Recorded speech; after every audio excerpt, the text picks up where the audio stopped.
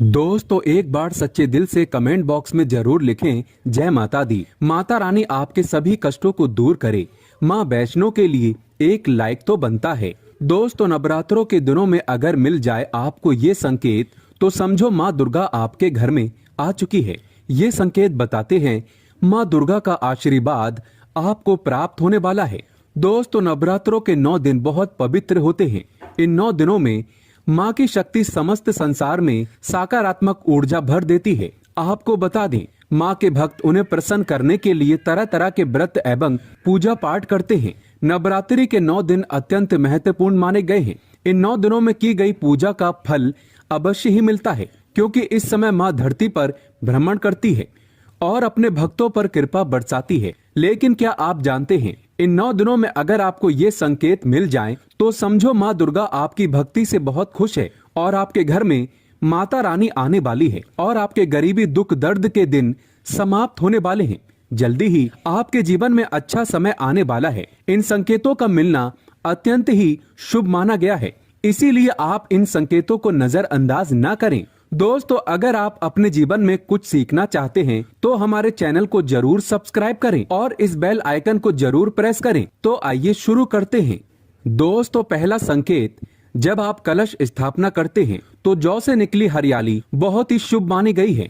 कहा जाता है कि जौ से निकली हरियाली हमारे भविष्य में होने वाले अच्छे और बुरे होने का संकेत देती है। ये सभी बातें हमारे आने वाले साल का भविष्य बताती हैं। यदि आपने जौ बोए हैं और वो किसी कारण नहीं हो पाए हैं तो ये संकेत बड़ा ही मनहूस माना गया है। कहा जाता है कि नवरात्रों में जौ अगर सूख जाते हैं या बढ़ते नहीं तो आपको समझ लेना चाहिए कि ये साल आपका खराब होने वाला है तथा घर में कोई बीमारी आने वाली है। ये धन हानि का संकेत माना गया है, क्योंकि आपने कोई न कोई गलती ऐसी कर दी होगी जिसके कारण माता रानी नाराज हो गई है। इसीलिए माता से आप क्षमा अवश्य मांग लें। माँ अपने भक्तों को अवश्य माफ करती है। और दोस्तों यदि जो हरे भरे हो जाते हैं तो ये शुभ संकेत होता है। इससे आने वाले समय में आपको बहुत ज्यादा ही धन लाभ होगा। माना जाता है कि 1 रुपए का सिक्का या चांदी का कोई भी सिक्का जौ के बीचों बीच में अगर मिट्टी में दबा दिया जाए तो घर में सुख समृद्धि आती है। माता लक्ष्मी दौड़ी दौड़ी चली आती है। जौ के अंदर हमेशा 1 रुपए का सिक्का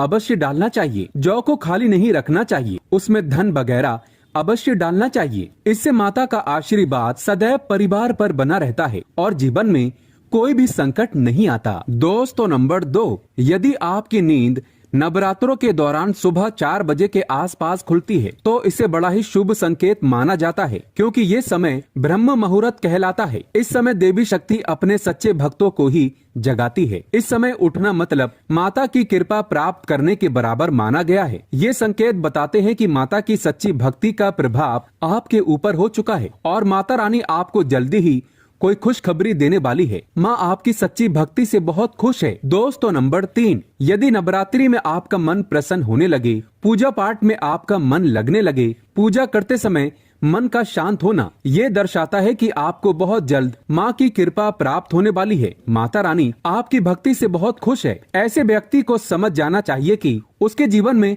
अब अच्छा समय आने वाला है। दोस्तों नंबर 4, नवरात्रों के दौरान अगर माँ के गले से फूल गिर जाए तथा जौ के हरे भरे पत्ते अगर बिन हवा के हिल जाएं, तो इसे अति उत्तम माना गया है। ये संकेत बताता है कि माता रानी का आगमन आपके घर में अस्थायी रूप से हो चुका है। आपको माता लक्ष्मी की कृपा प्राप्त होने वाली है। ये संकेत कुछ खास लोगों को ही दिखाई देते हैं। माना जाता है कि पूजा करते समय अगर धुआं अधिक बढ़ जाए तो इससे ये पता चलता है कि आपके घर से गरीबी हमेशा हमेशा के लिए जाने वाली है। पूजा करते समय धुएं का अधिक होना बहुत ही शुभ और मंगलकारी माना गया है। ये संकेत भविष्य में अच्छे परिणाम को दर्शाते हैं। दोस्तों नंबर 5, द्वार पर गाय का आना। वेदों में बताया जाता है कि नवरात्रि के दौरान गाय माता का घर में आना बड़ा ही शुभ संकेत माना गया है। नवरात्रि में द्वार पर गाय का आना अत्यंत शुभ है।